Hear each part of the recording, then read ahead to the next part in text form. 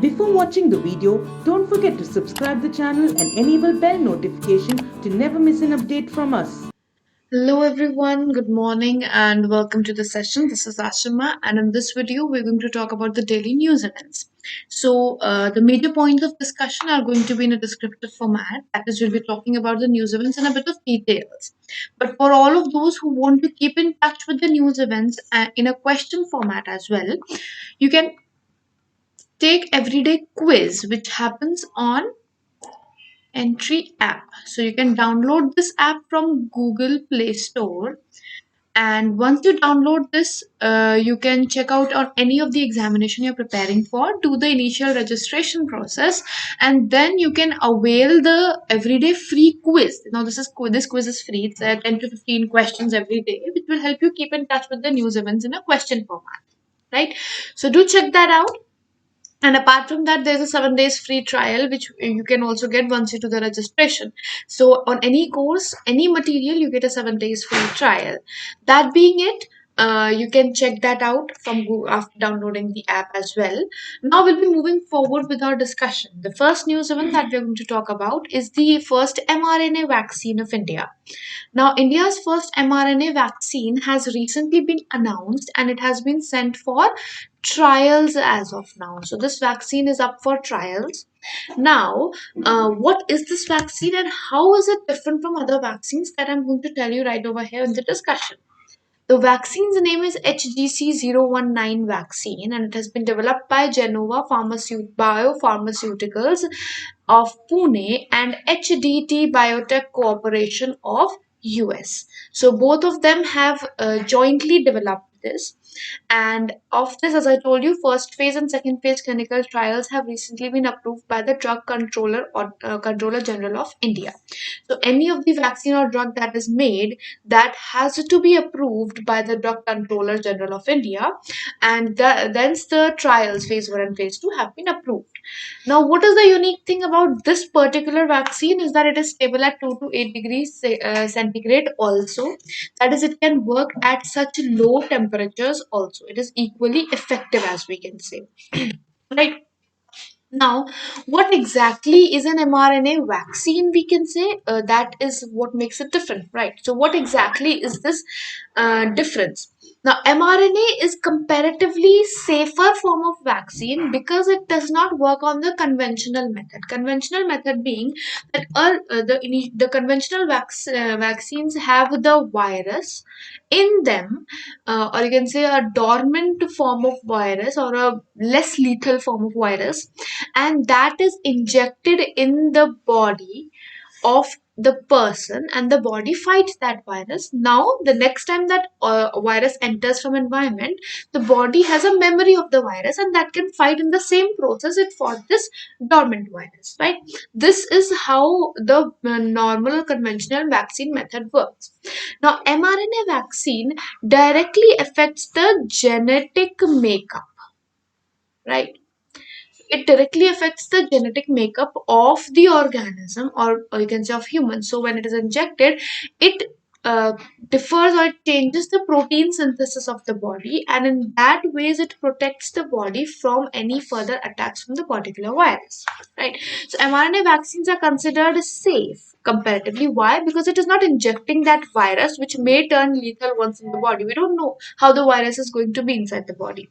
So comparatively, it is safe because it has the powers to convert the mRNA to a so it has the power to alter the mRNA. So they are safe as they are non-integrating, non-infectious because it is not causing any form of infection or any chance of infection as such, and it is degraded by the standard cellular mechanisms. So if they can be manufactured quickly and in a less expensive and a very inexpensive way, right? And they have they have the capacity to translate protein structure of cell cytoplasm. That is how it that's what makes it highly efficacious, right? Now, as for viruses, we all know that vaccines have been quite in news because of the COVID situation, and we are all on to working for finding the COVID vaccine. So the first COVID vaccine has recently been released by United Kingdom, as per that part, by Pfizer. That was the first vaccine that has been approved for the use by people, and this has been approved for use in other countries also now, that is United States and Mexico. They also have approved the use of Pfizer vaccine in their respective countries, because this vaccine, although has not completed all the standard checks, but as per the testing that has been done or the trials that have been done, it gives 96% of the positive results. That is why it has been given an early green light for going ahead, or an early go ahead has been given. Apart from that, Russia's Sputnik 5 is going on under trials. Then Oxford AstraZeneca is under trials. Both of them have been going under trials and soon to come out vaccines. Right? Next is scheme for special assistance to states for capital expenditure. Now, this scheme had been created for assisting states in all the implementation of projects, but this scheme is soon running out of revenues. That is how much outlay was set. The withdrawals have been larger than that. So it is facing revenue shortfalls due to the COVID-19 pandemic, because all the states have been withdrawing excessively now. Right, and the purpose of the scheme was to increase the capital expenditure of state governments. Now, when state governments are doing that, they are doing it in an excessive way, because their own funds are comparatively lesser because of the COVID hit. So, under the scheme, capital expenditure projects like water supply, health, rural development, irrigation, education, transport, they all have been approved. That is, if any investment from the state is going to be done under any of these projects, then they can gain the expenditure from the particular scheme. Right, now the scheme has three parts, that is citizen centric state reforms in northeastern states and other states, and dependingly the amount has also been divided. Now, overall capital expenditure which was proposed was 9878.61 crores. 9878.61 crores was the total outlay which was laid out. But there has been a division in the three parts also. So for northeastern part, they have laid out 200 crores. That is, an investment of 200 crores can be done in the northeastern states. Then for the second part, that is a those states which are doing the reforms, for them we have 7500 crores, and for citizen centric state reforms the outlay has been laid at 2000 crores. So this kind of an rough outlay has been created, that these investments are going to be done in these particular arenas, right? Apart from that, the amount is going to be available to only those states which work out on at least three out of the four reforms that we are talking about. Now, what are the four reforms? The power sector reforms, that is bringing in more renewable energy, or bringing in more solar energy or wind energy. One nation, one ration card scheme, ease of doing business reform, that is any of the reform which is going to make the business investments enhanced, or urban local body reforms, or enhancement of urban local body. These are the four arenas in which the investment is going to be done, right? So if any state implements any three out of these four reforms, then they can avail the benefits or capital expenditure amount from this project. Now, all the states have withdrawn from the scheme except Tamil Nadu. Tamil Nadu has not yet so far withdrawn any amount under this scheme. Next is Unified Development Control and Promotion Regulations. Now, this scheme has been unveiled by Maharashtra, in which they are going to lay a certain standards, right? A certain standards for uniformity are going to be laid out. That is, on all the affordable housing projects, and for improving the ease of doing business, there's going to be certain regulations that are going to be released, and they are going to be followed by any project that comes up so far. That is, that for example, it has been laid out that 10% of the layout has to be reserved for recreational purposes. So any project which starts, any housing project that starts, that has to have 10% reserved for recreational purposes only, or 5% of up to 10,000 square meters, and 10% if above 10,000 square meters for the amenities, that is the daily grocery shopping and all of those amenities that are required. For them, the layout has to be reserved 5% if the area is 10,000 square kilometers, and 10% if it is greater than 10,000. So that is again a uniformity. It is bringing out a uniformity in the housing projects at some range, right? Then the regulations also prohibit construction in the areas between blue flood line and riverbank within 100 meters of high flood line of natural lakes. So over here, construction has also been put into cap. Then the roads width is also going to be put a cap on, and so minimum road width along the buildings are that if the building is 24 meters tall, then 12-meter wide road should be there. If building is 50 meters tall, 15 meters width should be there of the road. So this is bringing in a sort of uniformity, and these regulations are going to help in enhancing the investment in the business sector of Maharashtra, right? Then we have National Center for Divyang Empowerment. Now this center is going to be established by CRPF, and this is basically for all those people who have become divyang or disabled in line of duty. So it is first of its kind initiative established by CRPF, which is going to help the divyang warriors. How is it going to help? It is going to help them reskill and rehabilitate the force suffering from disability that occurred in line of duty. So if the disability has occurred during the duty time, then the reskill and rehabilitation is going to be facilitated by CRPF, and this center has been set up as a CRPF Group Center Rangareddy, which is in Telangana. So the venue is important, and who has set up, that is important. For whom has it been set up? This might be helpful for the UPSC examination purposes. That is for the statement-based examinations, right? All right, then we move ahead to the next one, that is Sustainable Mountain Development Summit. Now, this is the ninth summit that is going to be held soon enough, and this is going to be held, or this was held on December 12th in Dehradun. The theme of this was emerging pathways for building resilient post COVID-19 mountain economy, adoption, innovation, and acceleration.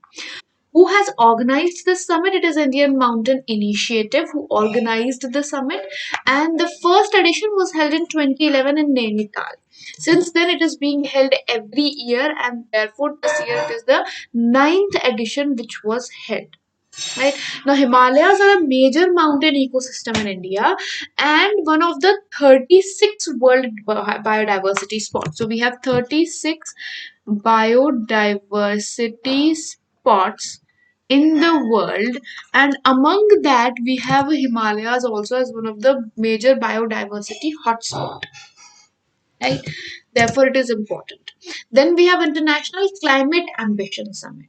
Now, this Climate Ambition Summit was recently organized by United Kingdom along with United Nations and France. So these three have organized it, and this was in line with Paris Agreement. So for all of those countries who are working towards Paris Agreement, who consider it and who are making efforts to make it more of an enhanced way, they are going to be part of it. Now, UK, United Nations, and France were the host, whereas the partners of the summit was Chile. So Chile was one of the partners of the summit, and along with Chile, there was another country that was Italy.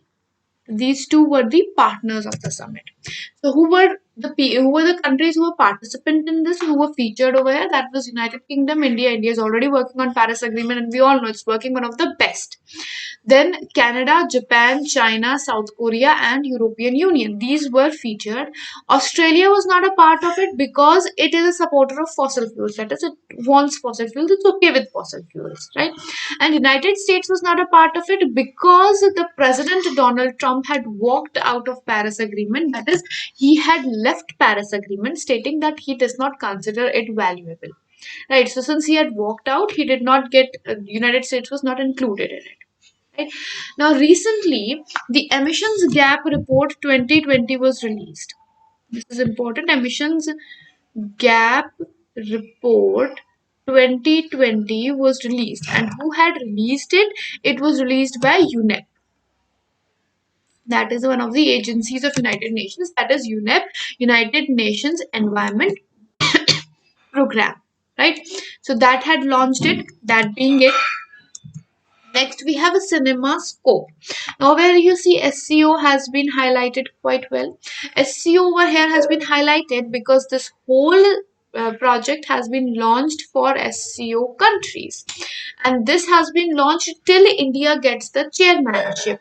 It's not a kind of a, as you can say, mandatory thing that India wants it. India already has it for 2023. So till 2023, India is going to run this Cinemascope project. Now, what is this project? It is a basically movie series which has been launched by Indian Embassy in BJ. And this is exclusively for Shanghai Cooperation Organization, in which 2 dozen Indian movies will be dubbed in Russian language on monthly basis. Right, and this is going to be done till SEO Council of Heads meeting in 2023, which will be chaired by India, as per the recent reports that are coming. Right. Now, that being it, SEO recently meeting was also held, and that being an important one, so you'll have to go through that also. And India had joined SEO in 2017, and was because of Russia. Russia was quite in a hurry that India should join SEO, and that is how India has joined in SEO and is one of the primary members of SEO now. Right, and this why India was pushed into SEO. One of the reasons considered is that China's power should be balanced, so it wanted someone who can balance that for them, and that was India. Right. Next is Ramanujan Prize. Now, Ramanujan Prize this year or 2020 was awarded to Dr. Carolina Arujo, and she is of Rio de Janeiro. So, she is a mathematician from Institute of Pure and Applied Mathematics of Rio de Janeiro. Now, this is for the first time that a non-Indian woman has been given this award. Who gives this award? It is by Department of Science and Technology, International Center for Theoretical Physics, and International Mathematical Union. For the particular award that we are talking about, this has a separate funds, that is by the name Albel Funds. So Albel Funds have been created for this award specifically. Who gets this award? Ramanujan Award is given to any mathematician. It's basically for young mathematicians who are of age less than 45 years, and they are doing outstanding research in developing in any of the developing country. So first of all, it should be a developing country. Second of all, the person should be of the age less than 45 years. And third of all, is going to be that it has to be an outstanding research for obvious reasons. Now, in whose memory it is given? It is given in the memory of Srinivasa Ramanujan. Now, who was Srinivasa Ramanujan? He was an Indian mathematician who lived from 1887 to 1920, and he has made significant contributions in the number theory, in mathematical analysis, infinite series, continued friction. So, he's done a lot of work, as we can say, right? Now, where is International Center for Theoretical Physics? Because this is the one which awards it. So this award is presented by International Center for Theoretical Physics, and this is located in Italy. right? Then we have India-Myanmar bilateral meeting on drug control operation. Now, as you remember, recently smuggling report was released, right? Smuggling report we talked about was released by Ministry of Finance. Nirmala Sitharaman had released a report, and according to that, because of India's porous border issues is the reason why India is facing a lot of smuggling issues, right? So, Narcotics Control Bureau of India and Central Committee on Drug Abuse Control Myanmar, they have decided to exchange the information because from Myanmar route there's a lot of drug exchange that happens, or a lot of drug smuggling that happens for that matter. Right, Smuggling in India report 2020 had stated that Mizoram has emerged as one of the major drug trafficking routes. So from Myanmar, whatever drugs are coming in, they are majorly coming in from the route of Mizoram in India. Therefore, it is very, very important one. Now, India and Myanmar are building a trilateral highway, that is important. Then Kaladan Multimodal Transit Transport Project is very important, which is a multimodal project to link Kolkata to Sitwe. And this project will link Myanmar's Kaladan River to India's northeastern region. So northeast region will have a good connectivity, and India and Myanmar will have a direct connectivity between Kolkata and Sitwe. So these are the important projects that India and Myanmar are running on together. With this, I'll be winding up the segment for today. It has been wonderful interacting with you, and I hope this session has been helpful to all of you. We'll see you in the next video. Until then, goodbye, take care, and have a wonderful day ahead.